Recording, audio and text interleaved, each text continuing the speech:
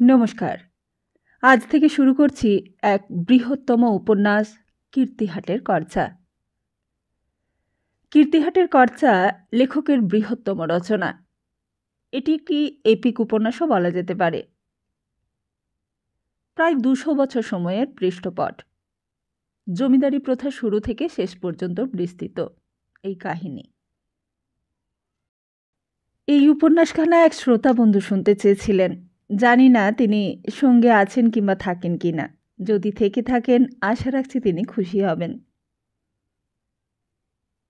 তাহলে আসুন শুরু করি আজকের প্রথম পর্ব। আজ আমরা শুনব প্রথম খণ্ডের আদি পর্ব। শুরু করছি কথারম্ভ সূচনা দিয়ে। 1953 সালের 25শে নভেম্বর। রাত্রি তখন 10টা। মধ্য কলকাতার জানবাজার।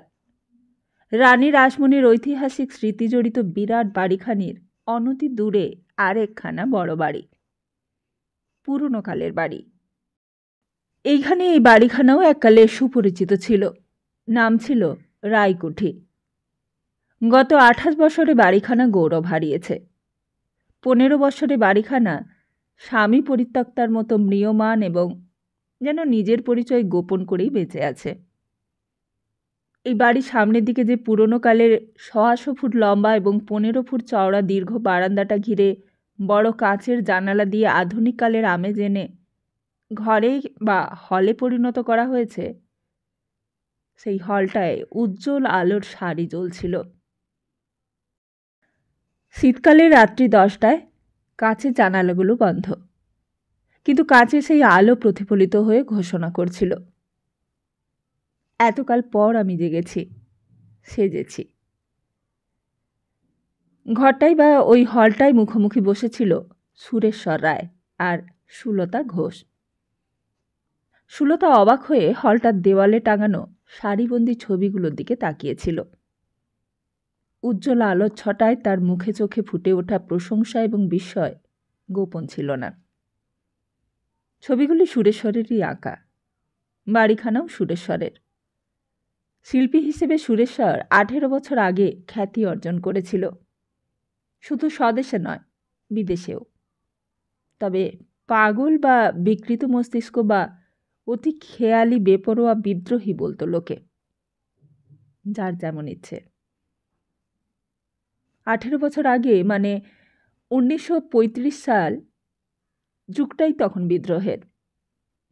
কাজী নজরুলের বিদ্রোহী কবিতার সেই বিধাতার বুকে লাথি মারার আস্ফালন করা বিদ্রোহীদের একজন।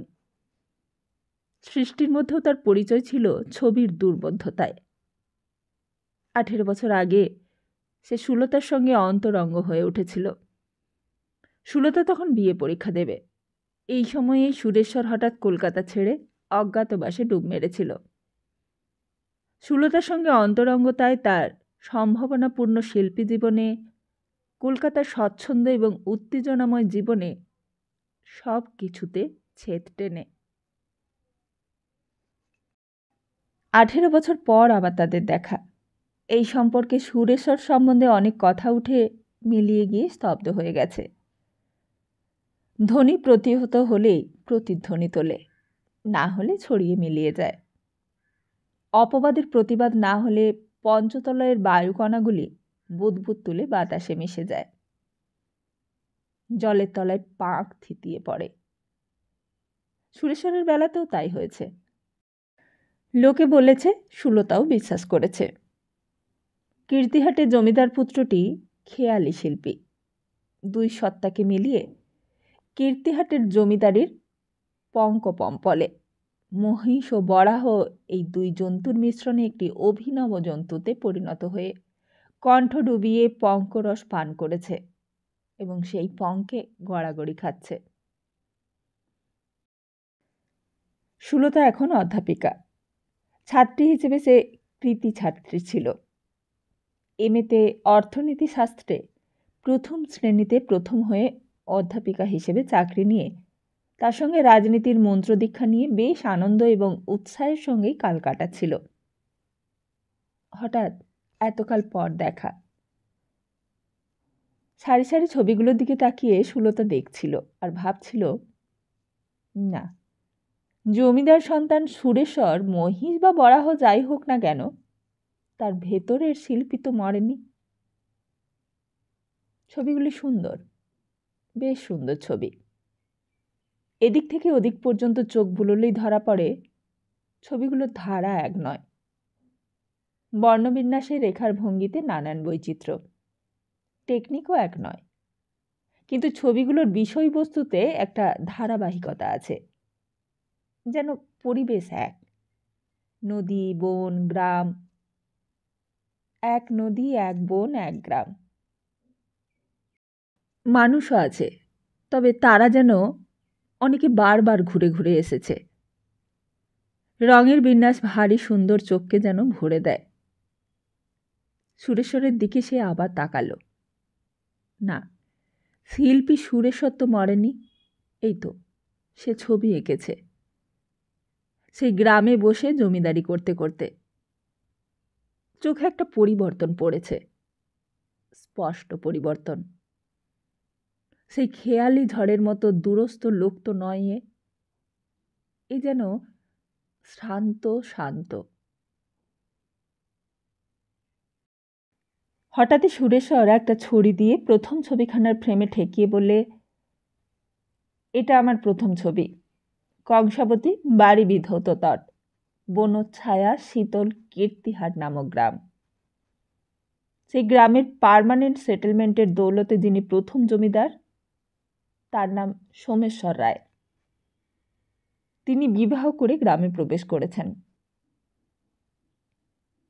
ছবি একখানি গ্রাম্য পথের, তবে গোটা গ্রামের আভাস আছে। নদী আছে, বন আছে, গ্রাম আছে পটভূমিতে। ছবির সম্মুখে গ্রাম্য পথ, আর সেই পথের ওপর একখানা পালকি। পালকির ভেতর বর আর বধূ। বরের হাতে একখানা গুটোনো কাগজ, পেছনে গ্রাম্য নরনারী। সুরেশ্বর বললে, ভদ্র মহিলা, ভদ্র মহোদয়গণ। সুলতা চমকালো একবার। ভদ্র মহিলা, ভদ্র মহোদয়গণ, কি বলছে সুরেশ্বর? সুরেশ্বরের দৃষ্টিও কেমন কেমন যেন হয়ে গেছে। পাগল? সুরেশ্বরও সামলে নিল নিজেকে, বললে, না, আমার ভুল হয়েছে। এখানে তো তুমি একাই সুলতা, কিন্তু আমার মনে কি হলো জানো, এরকমই হয়। হ্যাঁ, হয়। শঙ্কিত হলো সুলতা।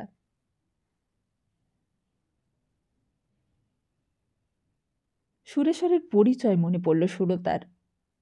কীর্তিহাটের কর্তার রেখাচিত্র শিল্পী সুরেশ্বরকে না জানলে ওর কথার মানে ধরা যাবে না। সুলতার মনের আশঙ্কারও স্বরূপ নির্ণয় হবে না। কীর্তিহাটের কর্তারও স্বাদ পাওয়া যাবে না। তাই এই যে কংসাবতী, বাড়ি বিধৌত তট, বনচ্ছায়া শীতল কীর্তিহাট গ্রাম, ওই গ্রামেরই জমিদার বংশের সন্তান সুরেশ্বর রায়। সেই কোম্পানির আমলের পার্মানেন্ট সেটেলমেন্টের কাল থেকেই ওরা জমিদার। ওদের বংশে যিনি প্রথম জমিদারি অর্জন করেছিলেন তার নাম ছিল সোমেশ্বর রায়। তাঁর বয়স তখন 16। 10 বছর বয়সেই জমিদার হয়েছিলেন সোমেশ্বর রায়। তার বাপের নাম কুড়ারাম ভট্টাচার্য। তিনি ছিলেন গোমস্তা শ্রেণীর মানুষ। তবে যার তার গোমস্তা নয়। গোমস্তা ছিলেন কোম্পানির দেওয়ান গঙ্গা গোবিন্দ সিংহের খাস গোমস্তা মুহুরী। দেওয়ান গঙ্গা গোবিন্দ সিংহের সঙ্গে কাগজ নিয়ে কলকাতার কোম্পানির সেরেস্তাখানায় কাজ করেছেন। দেওয়ানের পেছনে পেছনে বুড়ো লর্ড কর্নওয়ালিসের ঘরেও গিয়েছেন, কাগজ এগিয়ে দিয়েছেন। পার্মানেন্ট সেটেলমেন্টের আগে বাংলা, বিহার, উড়িষ্যার পরগনা লাট মৌজার তালিকা করেছেন, তাতে নম্বর বসিয়েছেন, আর সেই সব লাট মৌজার রাজস্ব নির্ধারিত করেছেন। দেওয়ানজির মাতৃশ্রাদ্ধ বাংলাদেশের মহাসমারোহের শ্রাদ্ধ। বাংলাদেশের জমিদারেরা এসে তার কান্দির বাড়িতে শুধু আতিথ্য স্বীকার করে ধন্য হননি, শ্রাদ্ধে তদবির তদারক করে নিজেদের মাথাও বাঁচিয়েছেন। দেওয়ানজি সর্ষের তেল রাখবার জন্য একটা ডোবা পুকুর কাটিয়ে তাতে তেল ঢেলে রেখেছিলেন। ঘিয়ের কারবার তখন টিনে নয়, বড় বড় হাঁড়ির প্রচলন ছিল। দেওয়ানজির মাতৃশ্রাদ্ধে একটা ঘর ঘিয়ের বড় বড় জ্বালায় ভর্তি ছিল। কুড়ারাম ভট্টাচার্য ছিলেন ঘিয়ের ভাঁড়ারে। সেইখান থেকে দেওয়ান তাকে হঠাৎ তলব করে বলেছিলেন, কুড়োরাম, ওই ভার নিয়ে তোমায় আটকে থাকলে চলবে না। তোমাকে নিযুক্ত করলাম কৃষ্ণনগরের কুমার শিবচন্দ্র রায় আসছেন তাঁর পরিচর্যার জন্য। সাবধান, পান থেকে যেন চুন না খসে। মহারাজা কৃষ্ণচন্দ্র রায় অসুস্থ বলে তিনি আসতে পারবেন না। তিনি মার্জনা চেয়ে পত্র লিখেছিলেন। দরবার অসাধ্য, পুত্র অবাধ্য ভরসা কেবল গঙ্গা গোবিন্দ। কিন্তু তারপর কুমার হঠাৎ রাজি হয়ে এসেছিলেন নিমন্ত্রণ রাখতে। দেওয়ানজির সঙ্গে প্রথম সাক্ষাতের সময় কুড়ারাম ভট্টাচার্য উপস্থিত ছিলেন। দেওয়ানজি বলেছিলেন, কি কুমার, কেমন আয়োজন দেখছেন? কুমার শিবচন্দ্রের জিহা ছিল প্রখর, খুরের মতো তীক্ষ্ণ ধার। তিনি উত্তর দিয়েছিলেন দেখলাম, প্রায় দক্ষযোগ্য, অর্থাৎ লণ্ডভণ্ড হয়ে পণ্ড হবে এই ইঙ্গিত করেছিলেন। কিন্তু দেওয়ানজি তার উপরেও প্রখর। তিনি বলেছিলেন, ভুল হলো কুমার, দক্ষযজ্ঞের চেয়েও বেশি। ভ্রুকুঞ্চিত করে শিবচন্দ্র বলেছিলেন, বলেন কি দেওয়ানজি, দক্ষযজ্ঞের চেয়েও বেশি? অর্থাৎ অধ্যত তো কম নয়। কিন্তু দেওয়ানজি তৎক্ষণাৎ উত্তর দিয়েছিলেন, নিশ্চয়ই, বিবেচনা আপনি করুন না কুমার। দক্ষযজ্ঞে শিব আসেননি প্রথমে, আমার যজ্ঞে স্বয়ং শিব উপস্থিত, যজ্ঞের আদিতেই। অর্থাৎ কুমার শিবচন্দ্র নিজে এসেছেন দেওয়ানজিকে মান্য করেই, এইটা মনে করিয়ে দিয়েছিলেন। আসেননি শুধু বর্ধমানের মহারাজা, বলেছিলেন, কি আমি ক্ষত্রিয় হয়ে লালা অর্থাৎ কায়েতের বাড়ি যাব নিমন্ত্রণ রাখতে? তার শোধ দেওয়ানজি নিয়েছিলেন। অন্য জমিদারদের খাজানা ধার্য করে করেছিলেন 11 ভাগের 10 ভাগ।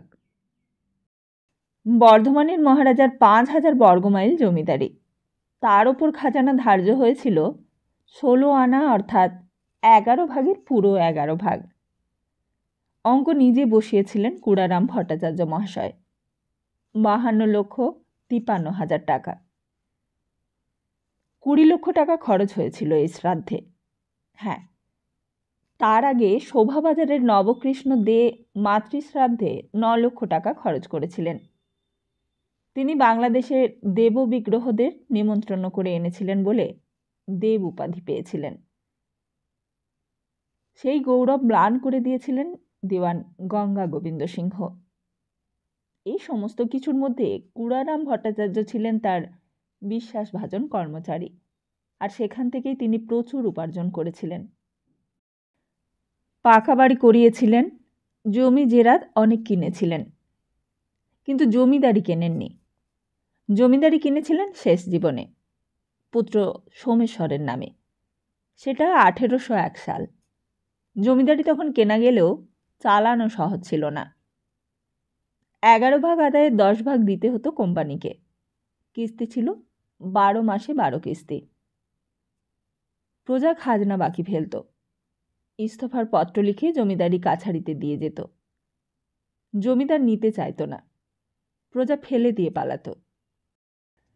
আর তাছাড়া পার্মানেন্ট সেটেলমেন্টের পর কোম্পানি সরকার জমিদারদের প্রজার উপর জুলুমবাজির অধিকার খর্ব করে আইন তৈরি করায় জমিদারি কিনে খাজনা সুসারে আদায় করা কষ্টকর হয়ে উঠেছিল। ফলে পুরনো জমিদারদের জমিদারি রাজস্ব বাকির দায়ে সূর্যাস্ত আইনে নিলেম হয়ে গেল। বীরভূমের মুসলমান আমলের নবাবদের জমিদারিও নিলেম হলো। বর্ধমানের মহারাজার মণ্ডলঘাট পরগনার নিলেম হয়ে গেল। এক বর্ধমানের রাজার এস্টেট থেকে 30,000 বাকি খাজনার নালিশ দায়ের হলো। তখন লর্ড কর্নওয়ালিস দেশে গিয়েছেন। লর্ড সাহেব হয়ে এসেছেন লর্ড ওয়েলেসলি।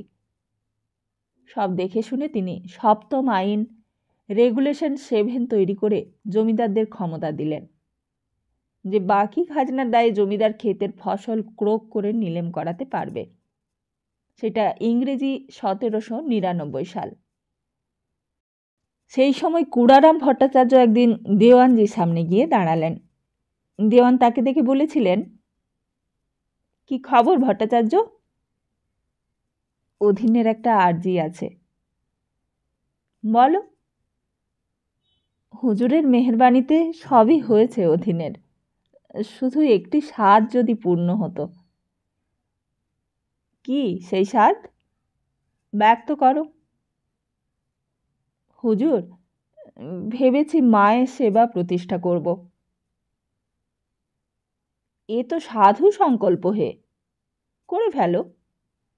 তোমার অর্থের অভাব আছে বললে আমার অবস্থায় ফকিরের অবস্থা দাঁড়ায় হে। আগে তা নয়, তবে মা কি আমার কারুর অধীনস্থ রায়ত হয়ে আসবেন মাথা হেঁট করে? তা বেশ তো, লাখরাজ করে দিচ্ছি তোমার সম্পত্তি। আগে ওর সঙ্গে আর এটুকু চাই। সেটা কি? কিছু জমিদারি না হলে মায়ের মাথায় মুকুট পরাবো কোন লজ্জায়? গ্রামের লোকের ওপর তার হুকুম কায়েম হবে কি করে? তা বেশ, বলো কোন লাট কিনবে? 1660 পরগনার হস্তবুত কালেক্টারি খাজনা তো তোমারই কণ্ঠস্থ। টাকারও তোমার অভাব আমি রাখিনি। বলো। আগে না হুজুর, সামান্য ব্যক্তি আমি, সাধ্য কম। তবে আমার গ্রাম কীর্তিহাট, লাট কীর্তিহাটের সামিল। ওই স্বগ্রামটুকু আর তার চারপাশে 4খানা গ্রাম। বেশ, তাই হবে। কীর্তিহাট এইবার নিলামে উঠবে। তা উঠতে বেশি বেগ পেতে হয়নি।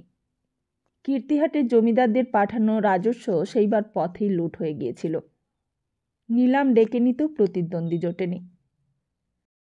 নিলাম ডাক হয়েছিল কুড়ারামের নামে নয়, পুত্র সোমেশ্বর রায়, এবং উপাধি তার ভট্টাচার্য নয়, হয়েছিল রায়।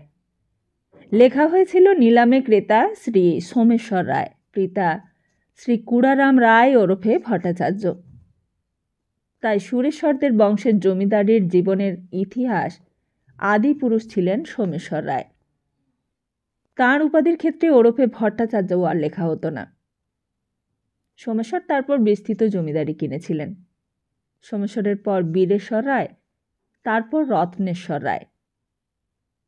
তাঁর 3 ছেলে, বড় দেবেশ্বর রায়, আর তাঁর 2 ছেলে, বড় যোগেশ্বর আর ছোট যোগেশ্বর রায়। সুরেশ্বর যোগেশ্বর রায়ের একমাত্র সন্তান। সেই আমলের বিচারে বেশি বয়সের ছেলে সুরেশ্বর, জন্মেছিল 5ই মার্চ 1910 সাল। সুরেশ্বর পুরনো জমিদারির বাড়ির ছেলে হলেও জন্মকাল থেকেই ওর কোনো সংস্রব ছিল না জমিদারির সঙ্গে। সুরেশ্বরের বাবা যোগেশ্বর রায় জমিদারের ছেলে হয়েও পেশায় ছিলেন জার্নালিস্ট। তাঁরও জন্ম কলকাতায়। ছাত্রজীবনে তিনি উজ্জ্বল ছাত্র ছিলেন। তার বাবা দেবেশ্বর রায় রত্নেশ্বরের জ্যেষ্ঠ পুত্র। জমিদারিতে 6 আনা অংশ পেয়েছিলেন। কিন্তু জমিদারি তার ভালো লাগেনি। হয়তো সম্পত্তির ক্ষেত্রে দেবতার সঙ্গে বাধা না থাকলে দেবেশ্বর ব্রাহ্মই হয়ে যেতেন। অনেকে বলে খ্রিস্টান হতেও তার কোনো আপত্তি ছিল না। কিন্তু সম্পত্তি দেবত্র বলে তিনি তা পারেননি। তিনি নামে জাত ও ধর্ম বজায় রেখে সম্পত্তির অধিকারী অক্ষুণ্ণ রেখেছিলেন এবং ধর্মকর্ম ক্রিয়াকলাপের ঝঞ্ঝাট থেকে দূরে থাকবার জন্য কলকাতাবাসী হয়েছিলেন, যাতে তার ইচ্ছামতো আচরণ বিচরণের পথে কোনো বাধা না দাঁড়ায়। কলকাতায় তিনি বসে বসে ভোগ করেননি, কর্ম করেছিলেন। জমিদারির সঞ্চিত অর্থে ব্যবসা করেছিলেন।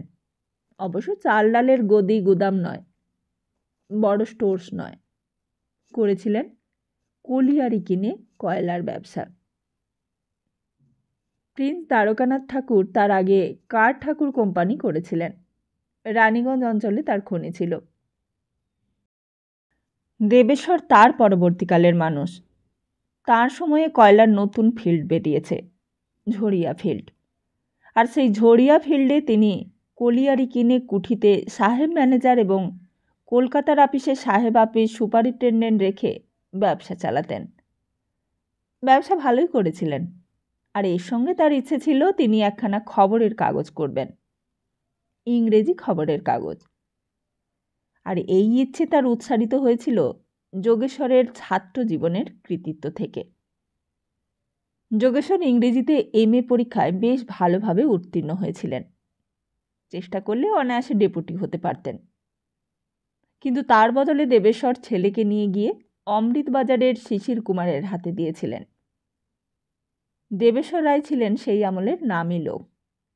Land holders association, British Indian association, India League প্রভৃতি সমিতির সভ্য এবং কলকাতার অভিজাত সমাজে সমাদৃত মানুষ ছিলেন।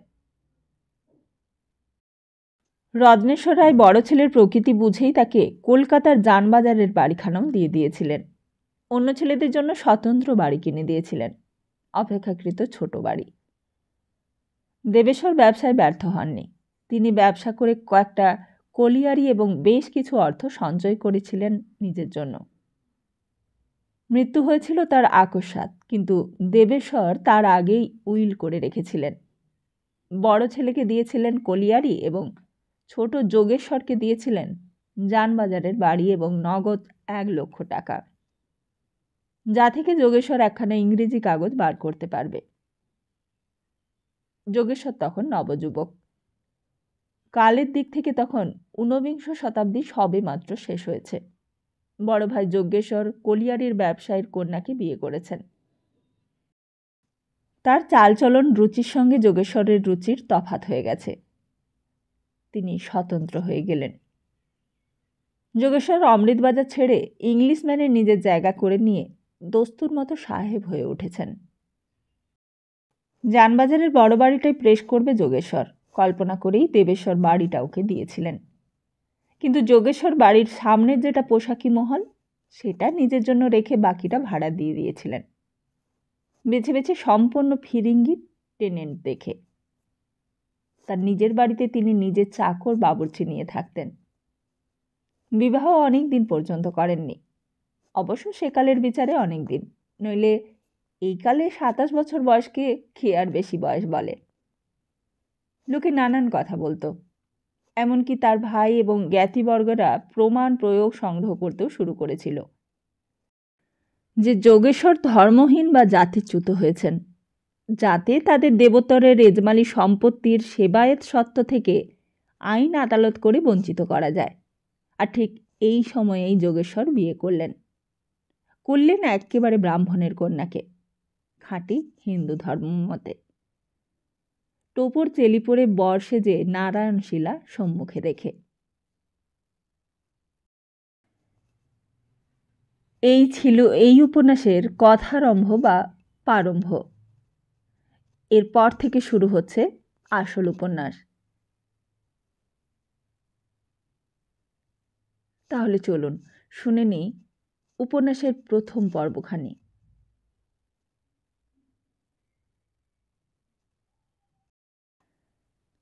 একান্তভাবেই ঘটনাচক্রে ঘটল, নইলে যোগেশ্বর এইসব গ্রাহ্যই করতেন না। জীবন ধারণের পন্থায় তিনি সাহেব ছিলেন, মতামতে তিনি মডারেট ছিলেন। নিখুঁত সাহেবী পোশাক পরে চুরুট মুখে সভার পার্টিতে ঘুরতেন, রাত্রিকালে ফিটান চেপে বেড়াতেন, হোটেলে মধ্যে মধ্যে খানা খেতেন, মদ্যপান ছিল নিয়মিত, এবং নামও তখন তার ছড়িয়েছে, বিলেতের কাগজেও লেখা বের হয়। হঠাৎ বাধা পড়ে গেলেন সুরেশ্বরের মা হেমলতার কাছে। হেমলতার মামা হাইকোর্টের অ্যাডভোকেট, মাঝারি পসার, কিন্তু থাকতেন ব্যারিস্টারি চালে, অর্থাৎ বিলেত ফেরতের চালে। সেই দিক দিয়েই যোগেশ্বরের সঙ্গে মিল ছিল। হেমলতার মা বাপ 2 ছেলে বয়সে মারা যাওয়ায় সেই মামারই পোষ্য হয়েছিল, কিন্তু অবজ্ঞার পোষ্য নয়। মামা মামি দুজনের কাছেই ছিল তার পরম সমাদর। মামি শুধু মামিই ছিলেন না, তিনি তার পিসিমাও ছিলেন, আপন পিসিমা। সুতরাং মামাও একাধারে মামা ও পিসেমশাই ছিলেন। হেমলতাকেই নিজের মেয়ের মতো যত্নে মানুষ করেছিলেন এবং বেশ বেশি বয়সে যখন তাদের সন্তান হলো তখন স্নেহ তার উপরে পড়লেও হেমলতার ওপর তার নির্দয় হননি। হেমলতা তখন এন্ট্রান্স পাশ করে কলেজে পড়ছে, আর ঠিক সেই সময় ঠিক লগ্নটিতেই যোগেশ্বর রঙ্গমঞ্চে প্রবেশ করেছিলেন। হেমলতার বয়স তখন 16। যোগেশ্বর হেমলতাকে দেখে মুগ্ধ হলেন এবং কিছুদিনের মধ্যেই হেমল আর তার মামাকে চিঠি লিখে জানালেন যে তিনি হেমলতাকে বিবাহ করতে চান এবং পাত্র হিসেবে অযোগ্য নন। তাঁর আয় ব্যয় যা কিছু সমস্ত কিছুর বিশদ বিবরণ দিয়ে লিখলেন, হেমলতার মত নেবার ভার আপনার ওপর। বিবাহ হিন্দু মতেই যখন হবে তখন এই পদ্ধতিটাও সেই মত অনুযায়ী হওয়াটাই বাঞ্ছনীয়। মামা খুঁতখুত করছিলেন বয়সের জন্য এবং যোগেশ্বর সম্পর্কে গুজবের কথা শুনে, কিন্তু হেমলতা যোগেশ্বরকে দেখে সত্যই মুগ্ধ হয়েছিল। সেকালের এন্ট্রান্স পাশ করা হেমলতা একালের MA পাশ মেয়ের থেকেও প্রগতিশীলা। তার উপর বাড়ির চালটাই ছিল বিলেত ফেরত না হয়েও বিলেত ফেরতদের মতো। লোকে বলতো সূর্যের তাপে বালি তাতে, তার চেয়েও বেশি তাতে উনুনের ওপর আগুনের তাপে খোলার বালি। কথাটা খুব রং চড়ানো নয়। হেমলতা নিজেই মামিকে বা পিসিকে বলেছিল, বয়সের জন্য খুঁতখুত করতে বারণ করো পিসি। কি আর বয়স, ওর যদি 30 বছর হয়ে থাকে তবে আমিও 16। আমারও তো তাহলে প্রায় বুড়ি হওয়ার কাল হয়ে এসেছে, আর এই দেশে তো 20 পেরোলেই বুড়ি। আর মদ টদ ও অন্য কথা, ওসব আমার উপরেই ছেড়ে দাও। তার প্রমাণও সে দেখিয়েছিল, একখানা চিঠি যোগেশ্বরকে দিয়েছিল। আপনার প্রস্তাবে আমি মদ দেব ভাবছি মামাকে, কিন্তু আপনি আমার মামার সামনে মদ খাবেন এটা আমার কেমন লাগছে। মদ টদ কিন্তু চলবে না, আর এটার প্রমাণ পেলেই আমার মতামত মামাকে জানাবো। তা যোগেশ্বর এতে অরাজি হননি। হাজার হলেও বাঙালির ছেলে, ডাল ভাতের সঙ্গে ছেলেবেলায় এইসব সুলভ সৌজন্য এবং শ্রদ্ধা প্রকাশের আচরণগুলিতে অভ্যস্তও ছিলেন এবং এসবের একটা মিষ্টি স্বাদ স্মৃতিতে ছিল। তিনি প্রস্তাবটিকে রাবিশও বলেননি বা এতে যে তিনি নিজে খাটো হবেন এ কথাও তার মনে হয়নি।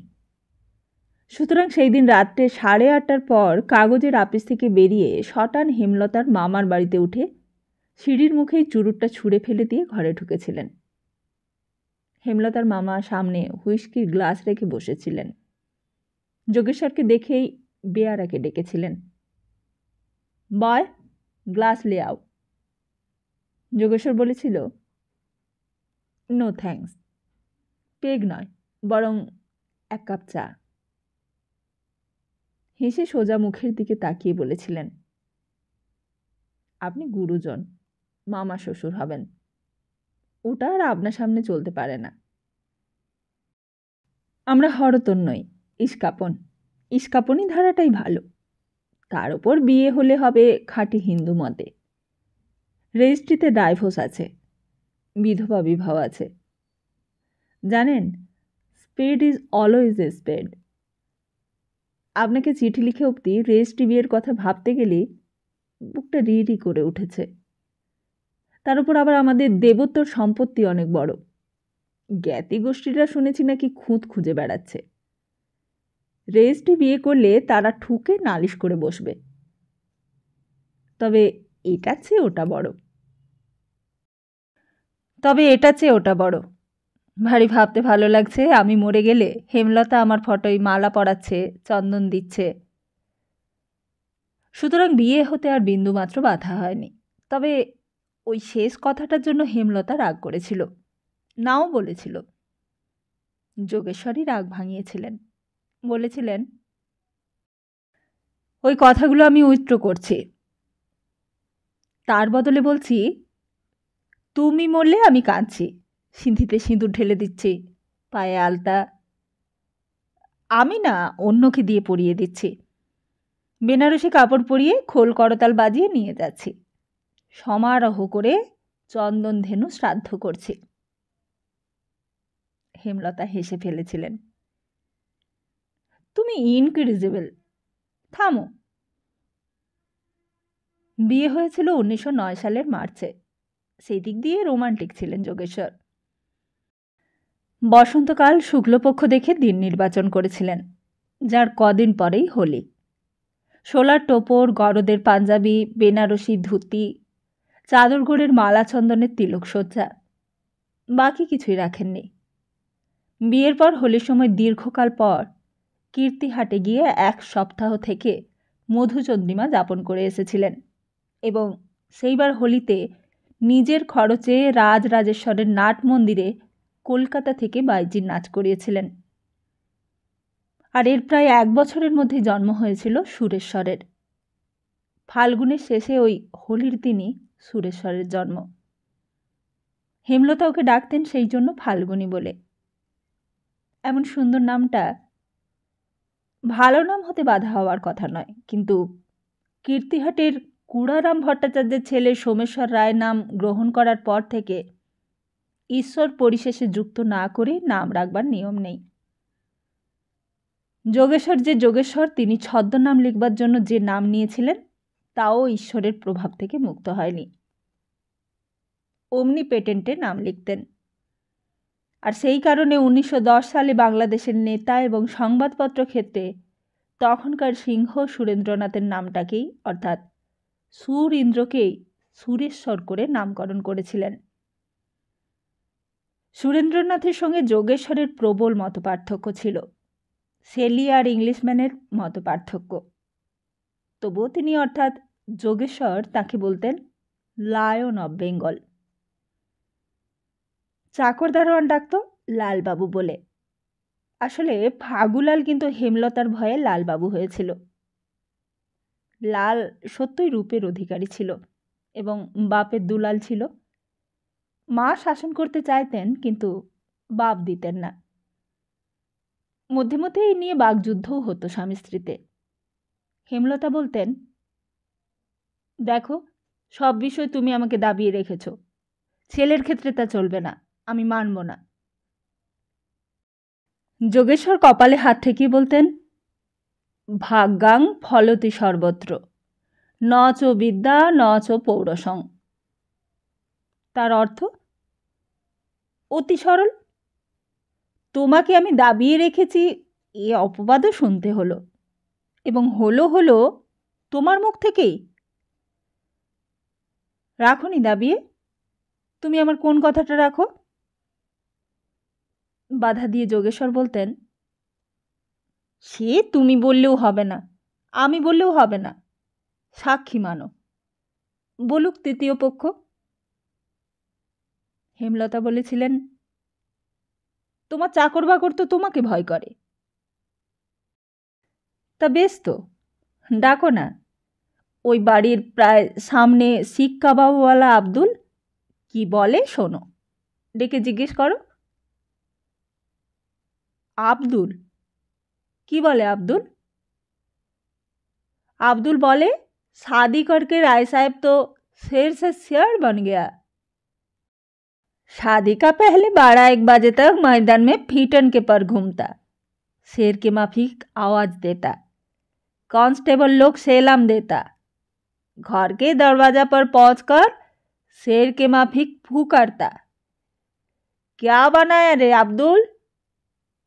और शादी के बाद देखो 9 बजता और राय साहब घर में पहुंच जाता। अब्दुल को फूकारता भी नहीं, कबाब भी खाता नहीं, घर घुस जाता। 12 बजता बाती बुझ जाता, पहले 2-3 तक बाती जलता, राय साहब को आवाज मिलता, खाना टेबल से बर्तन उर्तन फेंक देता, झनझन झनझन। बस अब बोलो, ठीक बोला कि झूठ बोला। नेकरानी फिरेंगी छोकरी लोग तो रोती है उनके लिए। হেমলতা এইসবের একটাও অস্বীকার করতে পারতেন না। মুখ টিপে হেসে বলতেন, লোকটাকে আমি বকশিস করব, কিন্তু তার জন্য আফসোস হয় নাকি? একেবারে যে হয় না তা বলতে পারি নে, তবে তার থেকে অনেক বেশি আনন্দ এবং আরাম তাতে সন্দেহ নেই। ছেলেবেলা কীর্তিহাটে চণ্ডী ভট্টাচার্য ছিল তন্ত্র সাধক। দিন রাত্রি মদ খেয়ে থাকত, টলত। তার ভাগ্নে অমর মুখুজ্জে গাঁজা খেত। চণ্ডী ভট্টাচার্য বলতেন, ওরে ও আমি একদিন এক ছিলেম গাঁজা খেয়েছিলাম, 3 দিন হুঁশ ছিল না। সেই গাঁজা তুই বেটা দিনে 3 বার টানিস? তা দেখ, বিয়েও আমার কাছে তাই। ও একবার খেয়ে যে বুঁদ হয়ে গেছি, সে বুঁদ নেশা আর কাটল না। রাত্রি 9টা হতে না হতে সেই বিয়ের রাতের চাঁদ ওঠে মনের মধ্যে, কলায় কলায় বাড়তে থাকে মিনিটে মিনিটে। পূর্ণচন্দ্র দেখতে ছুটে এসে আমি হাঁ করে চেয়ে থাকি। তা তুমি ভেবো না, বেটা 16 বছর হতে না হতেই আমি বিয়ে দিয়ে দেব। আমি শেয়াল হয়েছি আর বেটা খরগোশ হয়ে যাবে। কিন্তু তরিবৎ সহবৎ লেখাপড়া এগুলো কি চাই না? ডোন্ট ওয়ারি ডার্লিং, তুমি মা, আমি বাপ। আমার বাপ দেবেশ্বর রায় এমএ, তার বাপ রায় বাহাদুর রত্নেশ্বর রায় বিয়ে, আর তার বাপ বীরেশ্বর রায়, তিনি নীলকরদের ছেলেদের সঙ্গে মিশতেন। পাদ্রী হিল সাহেবের কাছে ইংরেজি শিখেছিলেন। কালীপ্রসন্ন সিংহ প্রভৃতি বিদ্যোৎসাহিনী সভায় তার নেমন্তন্ন হতো। রত্নেশ্বর মানুষ হয়েছিলেন পিসেমশাইয়ের কাছে। পিসেমশাই বিমলাকান্ত ছিলেন সংস্কৃতে ইংরেজিতে পণ্ডিত। সোমেশ্বর তাদের পূর্বপুরুষ। তিনি সংস্কৃত, পার্সি, উর্দু ভালো করে জানতেন। এই বংশের সুরেশ্বর তরিবৎ সহবৎ লেখাপড়া সব শিখবে। যোগেশ্বরের অতি বাৎসল্যের আরেকটু কারণ ছিল। সুরেশ্বরের জন্মের 2 বছর পর হেমলতা আবার সন্তান সম্ভবা হয়েছিলেন এবং প্রসবের সময় মরণাপন্ন হন। বহু কষ্টে বহু অর্থ ব্যয়ে কলকাতার শ্রেষ্ঠ চিকিৎসকদের অস্ত্রোপচারের ফলে মরা সন্তান কেটে বার করে দেয়া হয় এবং সেই সঙ্গে হেমলতারও আর সন্তান ধারণের শক্তি হয় না। যোগেশ্বর সেটা মনে পড়িয়ে দিতেন, আর তো হবে না, আর তাছাড়া আমরা যখন আমরা হয়েছি তখন ও তাই হবে। মা ভই। নিরস্ত হতে হতো হেমলতাকে। হয়তো স্বামী গরবিনী অন্তরে অন্তরে পুলকিতও হতেন। মা ভই বলতেন বটে যোগেশ্বর, কিন্তু 11 বছর বয়সে তিনি ছেলেকে নিজেই ভয় পেলেন। তিনি যে চেয়ারটায় অনড় হয়ে বসেছিলেন ইংলিশম্যান আপিসে 1905 সাল থেকে, সেই চেয়ারটায় ধাক্কা দিয়ে তাকে চমকে দিল 11 বছরের ছেলে সুরেশ্বর। অবশ্য তিনি নিজেই যেন চঞ্চল হয়ে অন্যমনস্ক ছিলেন। ঠিক শক্তভাবে নিজের পুরো চাপ দিয়ে বসে কর্মনিমগ্ন ছিলেন না। আর সেইটা 1921 সাল, অসহযোগ আন্দোলন শুরু হয়েছে। যোগেশ্বর বরাবর ইংরেজির ভক্ত, ইংরেজ শাসন, শৃঙ্খলা এসবের পক্ষপাতী। এর জন্য ভক্তি ও শ্রদ্ধা সত্ত্বেও সুরেন্দ্রনাথকে তিনি মানেননি। বেঙ্গলির এডিটোরিয়ালে জবাব লিখেছেন, 1905 সালে কোথায় 1 টিন বিলিতি বিস্কুট ভেঙে ছড়িয়ে গুঁড়ো করার জন্য তিনি একটা প্যারা লিখেছিলেন, একটি আবিষ্কার। আর তাতে লিখেছিলেন, আমরা বিশ্বস্ত সূত্রে অবগত হলাম যে ইংরেজের ভারত সাম্রাজ্যের সত্ত্বের দলিল নিরাপত্তার জন্য ইংরেজ বিস্কুটের টিনে প্যাক করে রেখে দিয়েছে। আর সেই সত্য আবিষ্কার করেছেন সুরেন্দ্রনাথ ব্যানার্জি এবং তার সহকর্মীরা। সম্প্রতি স্থানে স্থানে বিস্কুটের টিন পেলেই ভেঙে দেখা হচ্ছে দলিলখানা পাওয়া যায় কিনা। কিন্তু কর্তারা বিস্কুটগুলো অপচয় করছেন কেন? সেগুলো খেলেও তো পেট ভরে। প্রথম মহাযুদ্ধের সময় সরকার থেকে তিনি মেসোপটেমিয়া ফ্রন্ট এবং ওইদিকে ফ্রান্সে ভার্দুন পর্যন্ত ফ্রন্ট দেখে এসেছিলেন। গান্ধী যখন কলকাতায় এসে ভূপেন বোসের বাড়ির অতিথি হয়েছিলেন, তখন তিনি তাকে দেখেছেন। আলাপ করেছেন। তার ভালো লাগেনি। বাড়িতে হেমলতার সঙ্গে আলোচনায় বিদ্রূপ করেছেন। বিদ্রূপ করেছেন তার বেশভূষার জন্য, বিদ্রূপ করেছেন তার ফল খেয়ে থাকার জন্য, তার অদ্ভুত মতবাদের জন্য। এবং যেদিন রাওলাট বিলের প্রতিবাদে হরতাল ডেকে শেষ পর্যন্ত জালিয়ানওয়ালাবাগের মতো মর্মান্তিক কাণ্ড ঘটল, সেই দিন তার যত ক্রোধ হয়েছিল ইংরেজের ওপর, এমনকি স্যার মাইকেল ওয়াডার ও জেনারেল ডায়ারের ওপর তার চেয়েও তার ক্রোধ হয়েছিল গান্ধীর ওপর।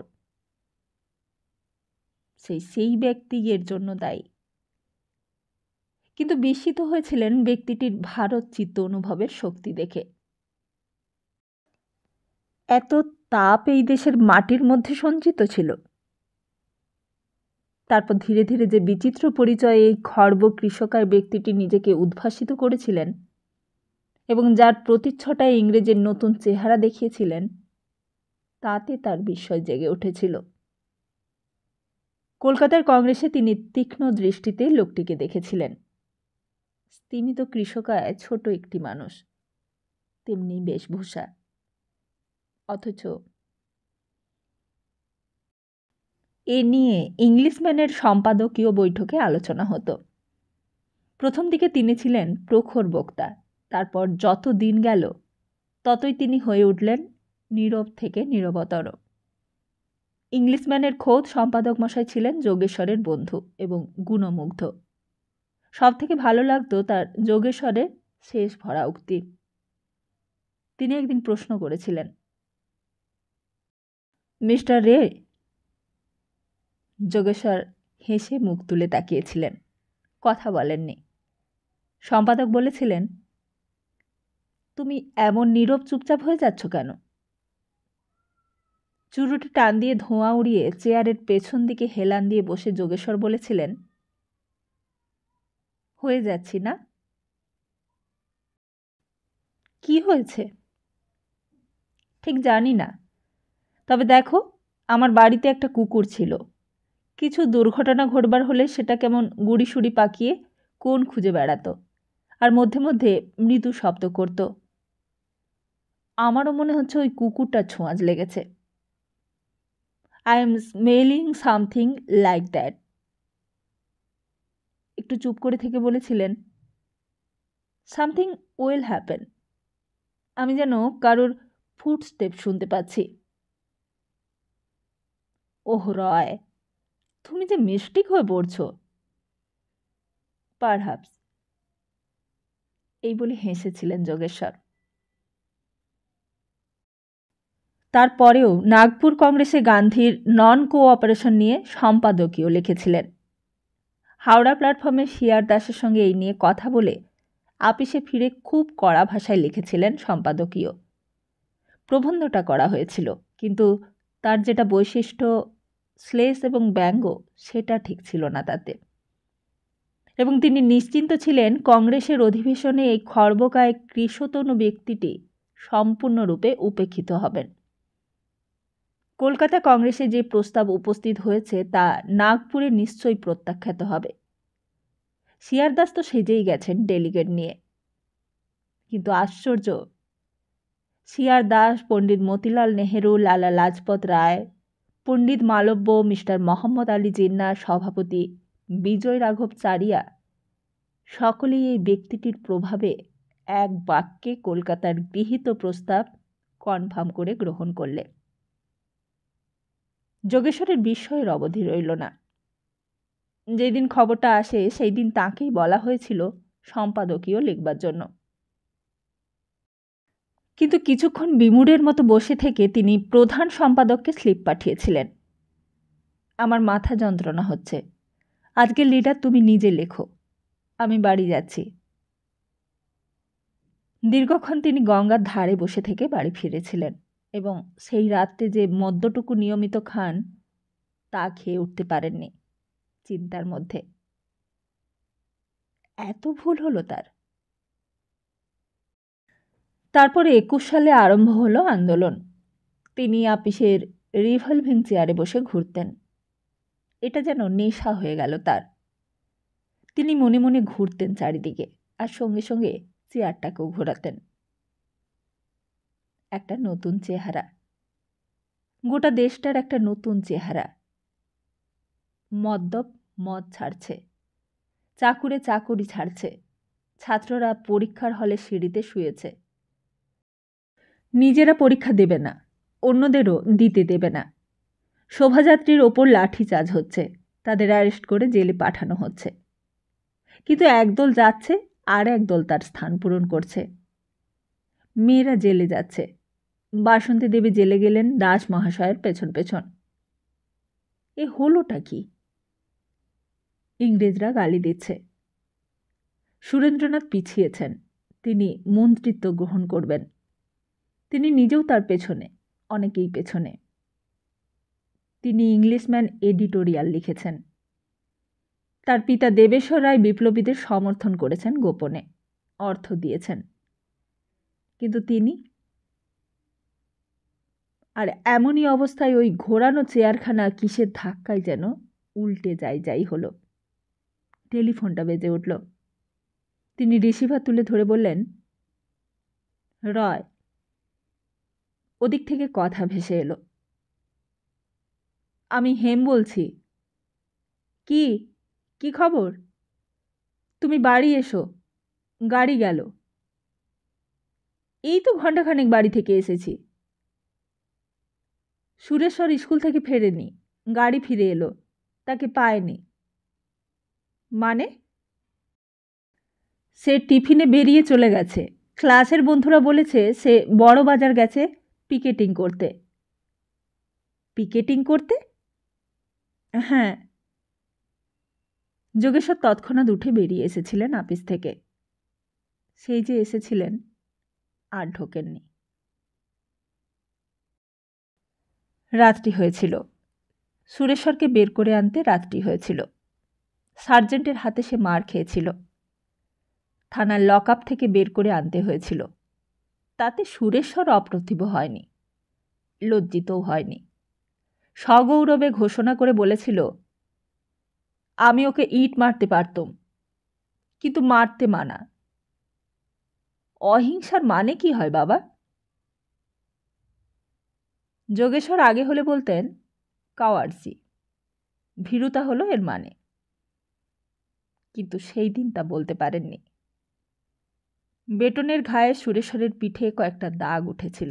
তিনি তার দিকে তাকিয়ে বলেছিলেন, মার খেয়ে তুমি বলেছিলে আর করব না? না। সবেগে ঘাড় নেড়ে অস্বীকার করে সে বলেছিল, আমি বন্দে মাতারাম বলেছিলাম। তুমি এখন শুয়ে পড়ো, এক্ষুনি ডাক্তার আসবে। এরপর একলা ঘরে পায়চারি করেছিলেন। মধ্যে মধ্যে অস্ফুষ্ট কণ্ঠে বলেছিলেন, he is the man, yes he is the man. চাকর হুইস্কির বোতল, গ্লাস, সোডা দিয়ে গিয়েছিল। প্লেটে মাংসের বড়া হেমলতা নিজে তৈরি করেছিল, তার সঙ্গে স্যালাড এবং একটা কাটলেট, যেটা তার নিত্যকারের খাদ্য। কিন্তু ওইসবের আকর্ষণেও তিনি চেয়ারে এসে বসেননি, সেই ঘুরেই বেরিয়েছিলেন। ছেলেকে ডাক্তার দেখিয়ে ঘুম পাড়িয়ে হেমলতা তার ঘরে এসে ঢুকে সবিষয়ে বলেছিলেন, এ কি, এখনো ঘুরপাক খাচ্ছ? ভয় নেই, বসো। সুরো ঘুমিয়েছে। ডাক্তার দেখে বললে, হ্যাঁ, মার খেলেই দাগ ওঠে, নাথিং সিরিয়াস। হাসপাতালে একে বলে মাইনর ইনজুয়ার।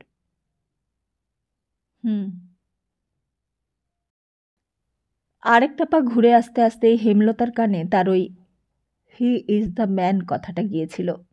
বলেছিলেন, কি বলছো? ঠিক হয়েছে। আচ্ছা, বলো তো এই দেশের সব থেকে বড় লোক, আই মিন গ্রেটেস্ট ম্যানেদের নাম, 5 or 6? কেন? রামমোহন রায়। তার নাম কীর্তিহাটের লোকেরা জানে। আর তাছাড়া উনি তো টাটকা। 5,000 বছর পর যাদের নাম থাকবে, 5। বলো। তাহলে শ্রীরামচন্দ্র, শ্রীকৃষ্ণ ওরা অবতার। তাহলে Buddha, Shankar, Chaitanya, Ramakrishna. That's it, correct. এই দেশে রাজা, রাজপুত্র, বীর এরা নয়। বুদ্ধ, শঙ্কর, চৈতন্য, রামকৃষ্ণ, দিস সন্ন্যাসীজ এরাই বড়, এরাই বেঁচে থাকে। এবং if I am not wrong, একটু ভেবে বলেছিলেন, no, I am not wrong. This man, this mister Gandhi, he is one of them. লোকটা ঘরে থাকবে না, নিশ্চয় চলে যাবে ঘর ছেড়ে। দেখো, তোমার হলোটা কি? বসো, খাও।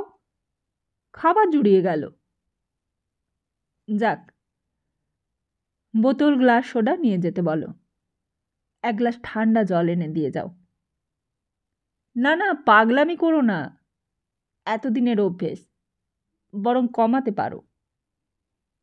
নো, মারাত কি কাঁধ, হাতি কি দাঁত। আমি বন্য শূকর নই, শূকরেরও দাঁত থাকে, সে দাঁতে কোনো কাজ হয় না। খাননি মদ। পরদিন সকালে উঠে চলে গিয়েছিলেন বাজারে, চিতপুর বেন্টিং স্ট্রিট অঞ্চলে। হেমলতা বলেছিলেন, কোথায় যাচ্ছ? আসছি, ব্যস্ত হইও না।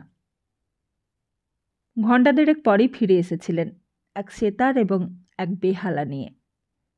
হেমলতা সবিষয়ে বলেছিলেন, ওমা, এর কি হবে? বাজাবো।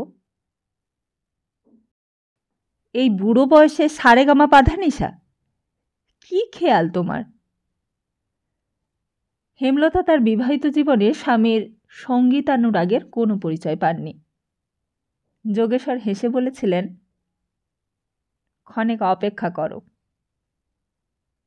এই বলে বেহালাখানা নিয়ে সুর বেঁধে বাজিয়েছিলেন কিছুক্ষণ, এবং অতি নিপুণ সুন্দরভাবে বাজিয়েছিলেন। অবাক হয়ে গিয়েছিল হেমলতা, কথা বলতে পারেননি। সুরেশ্বরও এসে দাঁড়িয়েছিল। যোগেশ্বর হেসে প্রশ্ন করেছিলেন, কি বাজালাম জানো? সুরেশ্বর বলেছিল, আমি বলবো বাবা? পারবে বলতে? হ্যাঁ, তা পারারই কথা, বলো। একই রূপ হেরি হরি ধরেছে যোগীর বেশ। বাগেশ্রী। রাইট। তারপর হেমলতার মুখের দিকে তাকিয়ে বলেছিলেন, গ্রামাফোনের সামনে বসে ওর গান শোনা এবং গলা মেলানো দেখনি। কিন্তু গলা নেই, তবে সঙ্গীত রোগটা আমাদের রক্তে আছে, বংশগত। শুনেছি আমাদের পূর্বপুরুষে একজন ছিলেন মস্ত বড় সাধক, আর গানে ছিলেন সিদ্ধহস্ত, অর্থাৎ যন্ত্রী। কই, আমাকে তো কখনো বলনি। কি বলবো? ছেলেবেলা কীর্তিহাটে ছিলাম কয় বছর, ঠাকুরদা তখন বেঁচে, তখন শিখেছিলাম। কিন্তু বাবা আমাকে বারণ করেছিলেন, বলেছিলেন, ওটা তুমি শিখো না, তাহলে আর কিছু হবে না। বৃদ্ধ বয়সে ওটা নিয়ে বসো, তখন কল্যাণ হবে। সেই বয়স এই 40 বছর বয়সেই হলো বই কি, আজ থেকে বানপ্রস্থ। এর অর্থটা ঠিক বুঝতে পারেননি হেমলতা, মানে চেষ্টা করেননি। দুপুরবেলা খেয়ে শোবার সময় বলেছিলেন, দেখো, আমাকে আজ আর ডেকে ঘুম ভাঙিও না, মানে নট বিফোর 4। কোচম্যানকে বলে দিও গাড়ি চাই না। আপিসে যাবে না? না, ও বেলাতেই চুকিয়ে দিয়েছি পাঠ। কি যে হেঁয়ালি করো! বলিনি তোমাকে চাকরি ছেড়ে দিয়েছি? ছেড়ে দিয়েছ? বিষয়ের অবধি ছিল না হেমলতার, কারণ জালিয়ানওয়ালাবাগের সময় থেকেই সে বহুবার অনুরোধ করেছে সাহেবদের ইংরেজি কাগজ ছেড়ে দিতে, কিন্তু যোগেশ্বর ছাড়েননি। বলেছিলেন, হেম, সেন্টিমেন্ট ইমোশন বড়ই সর্বনাশা। ওর অ্যাক্সেস যখন হয় তখন আত্মহত্যার ঝোঁক চাপে মানুষের। পাথরে মাথা ঠোকে মানুষ, মাথা রক্তাক্ত হয়, কিন্তু পাথর ভাঙে না, মানুষের মাথা ভাঙে। এই পাথরে কাঁচা মাথা ঠুকে মাথা ভেঙে আত্মহত্যা সেন্টিমেন্টাল ইমোশনালিজম থেকে জাতটাকে বাঁচানো আমার মিশন। অন্যের না বুঝুক, তুমি অবুঝ হইও না। বিশ্বাস রাখো, আমি বুঝি, অনেক বুঝি। এই ইংরেজ জাত যত বড় তত নিষ্ঠুর। আজ সেই লোক চাকরি ছেড়ে দিয়েছে শুনে হেমলতা অবাক হয়ে গিয়েছিল। যোগেশ্বর বলেছিলেন, অবাক হয়ে গেছ? তা হয়েছি। দুঃখিত হয়েছ? না, খুশি হয়েছি। সত্য কথা, তার থেকেও বেশি কিছু তোমাকে আমি বোঝাতে পারবো না। তাহলে কি? তাহলে গিভ মি এ পাগল, উন্মাদ, এত বড় ছেলে পাশের ঘরে। তা বটে। জানো জানো ওই ওর জন্য নাকি ওর জন্য নয়, তবে ও আমার একটা দুরন্ত ভয় ঘুচিয়ে দিয়েছে। I was A coward. ভয়ে বলতাম ইংরেজ পাথর। ও মাথা ঠুকে অক্ষত মাথা নিয়ে ফিরে এসে আমাকে দেখিয়ে দিল যে না, তা নয়। যাক, তুমি ঘুমো। আমি সুরকে ঘরে বদ্ধ করেছি, তার কাছে যাই। বিকেলে কিন্তু খদ্দর কিনতে যাব, সুরকে কথা দিয়েছি। শোনো, আর একটা কথা। কি? আমাকে ঘুম পাড়িয়ে মা বেটা দুজনেই যেন আবার বেরিয়ে পড়ো না পিকেটিংয়ে। ঠাট্টা হচ্ছে? মোটেই না, বুড়ো বয়সে বিয়ে করেছি। সুন্দরী প্রগতিশীলা লেখাপড়া জানা মেয়ে তুমি, তবুও কোনোদিন বুড়ো বয়সের ব্যাধি সেটাকে প্রশ্রয় দিইনি। সন্দেহবাতিক। তবে আজ ভয় হচ্ছে। ছেলের কাছে ঘায়েল হয়ে কাতর হয়েছি, তুমিও তাতে পুলকিত। আনন্দে আটখানা হয়ে খদ্দর কিনতে যাচ্ছ। দেখো, উৎসাহ বসে দোকান থেকে বেরিয়েই পিকেটিংয়ে নেমে যেও না মা বেটায়। জেলে যাও, কষ্টে সৃষ্টে বিরহ সইতে পারবো, কিন্তু উদ্বেগের সীমা থাকবে না মনে মনে কোনো পিকেটিং রণনিপুণ প্রদীপ্ত পুরুষকে জয়মাল্য দিলে।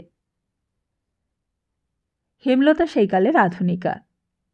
কালটা একদিকে যেমন ক্ষোভ আর রোষের যুগ, তেমনই রসের যুগ।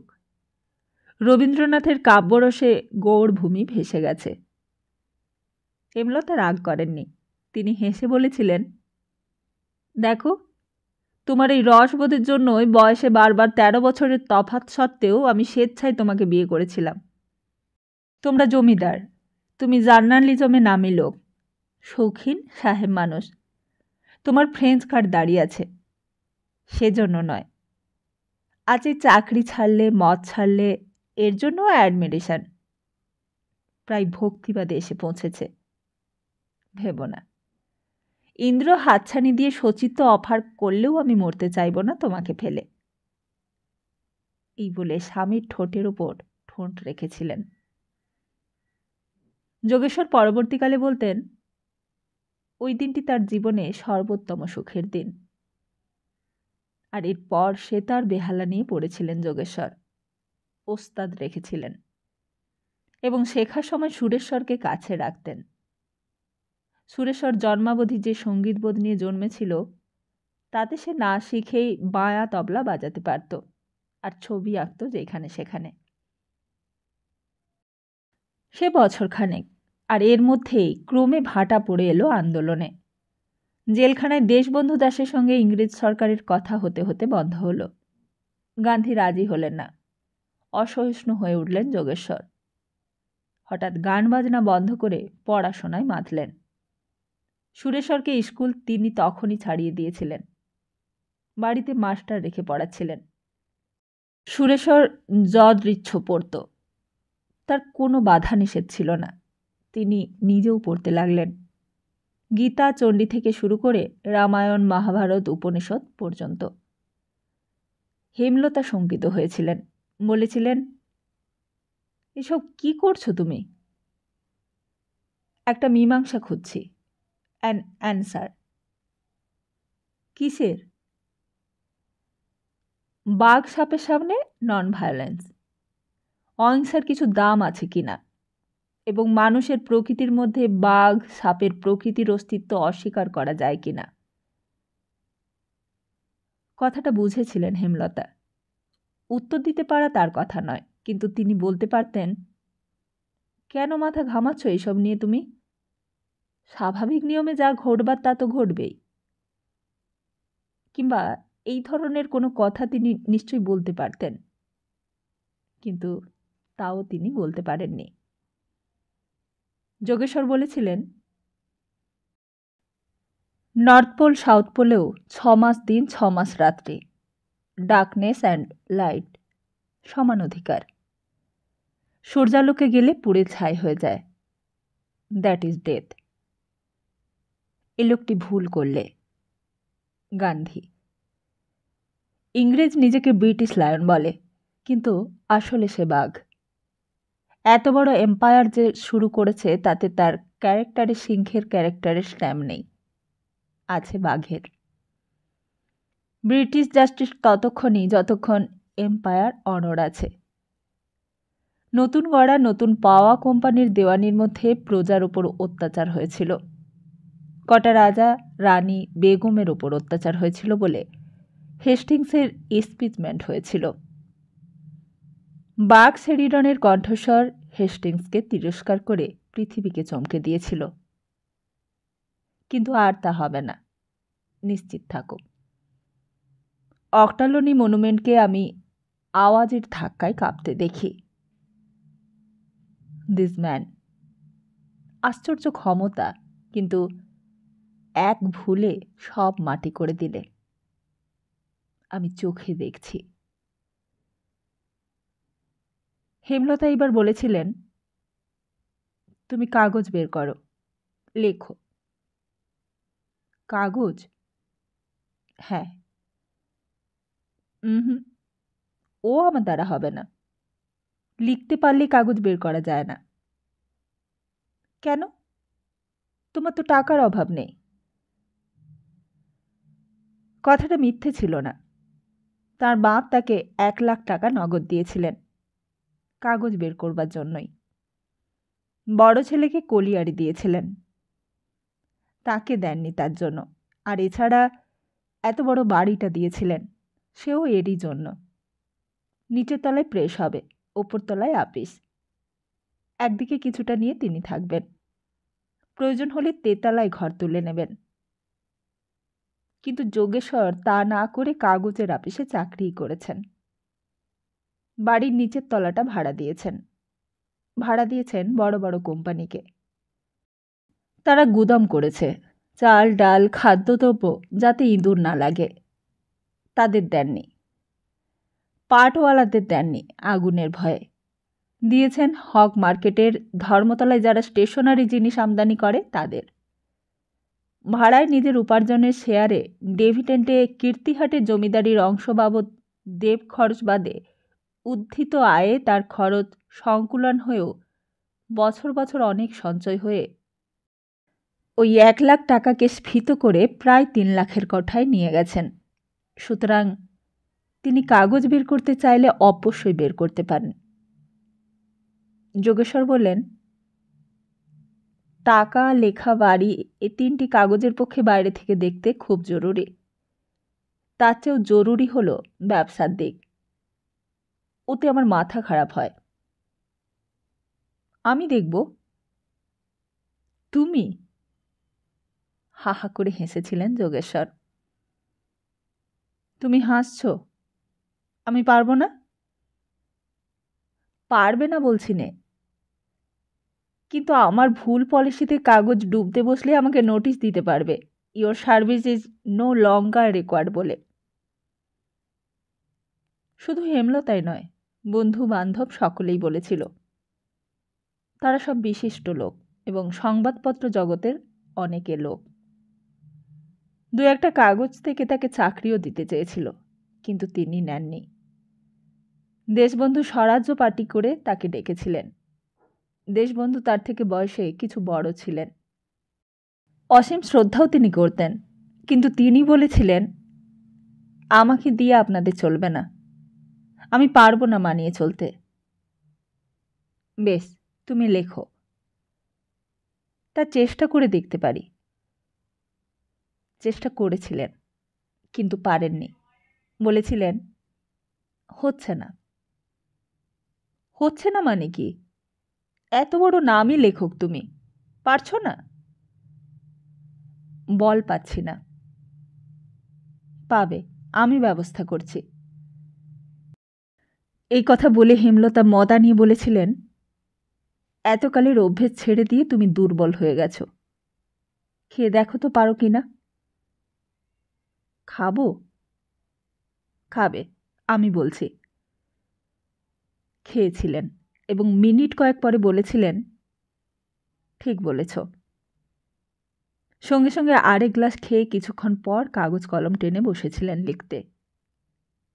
গান্ধীজির অহিংসা মতবাদকে বিদ্রুপাত্মক যুক্তির ধারালো ছুরিতে টুকরো টুকরো করে কেটে নিজের নাম দিয়ে পাঠিয়ে দিয়েছিলেন ইংরেজি কাগজে।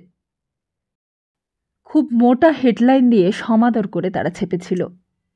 এতদিন পর এই প্রথম লেখাটায় চারিদিকে বেশ শোরগোল তুলেছিল। শুধু বাংলাদেশেই নয়, গোটা ভারতবর্ষে। মাদ্রাজের Hindu, Bombay Times of India, দিল্লির কাগজ, সর্বত্রই এই নিয়ে আলোচনা চলেছিল। লন্ডনের টাইমস পত্রিকাতেও কিছু মন্তব্য করেছিল তারা। প্রশ্নটা ছিল ওই অহিংসা নিয়ে। বলেছিলেন, হয় গান্ধী বলুন এটা তার নেহাতি বাঘের স্বরূপের ওপর নামাবলী, ভবিষ্যতে একদা নামাবলীখানা ফেলে দিয়ে ব্যাঘ্র মূর্তিতে দাঁড়াবেন, অথবা তিনি নিতান্ত সেই হিতোপদেশের গল্পের মুশিক, যেই মুশিককে এক ঋষির বরে কয়েকদিনের জন্য লোকচক্ষে বাঘ বলে মনে হতো এবং পরে যে আবার মুশিক হয়ে গিয়েছিল।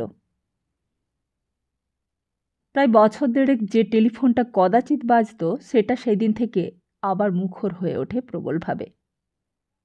হেমলতা খুব খুশি হয়েছিল। সুরেশ্বর তখন 12 বছরের। ইংরেজি সে বাপের কাছেই পড়ত। সে বলেছিল, এটা তুমি কেন লিখলে বাবা? যোগেশ্বর তাকে স্তোক বাক্যে সান্ত্বনা দেননি। তিনি তাকে সাধ্যমতো বুঝিয়েছিলেন। গল্প বলেছিলেন আমেরিকান ইন্ডিপেন্ডেন্সের, ফ্রেঞ্চ রেভলিউশনের, রাশিয়ান রেভলিউশনের। সুরেশ্বর বয়সের তুলনায় পড়েছিল অনেক। গোগ্রাসে যাকে পড়া বলে, এবং তার খোরাক জুগিয়েছিল যোগেশ্বর।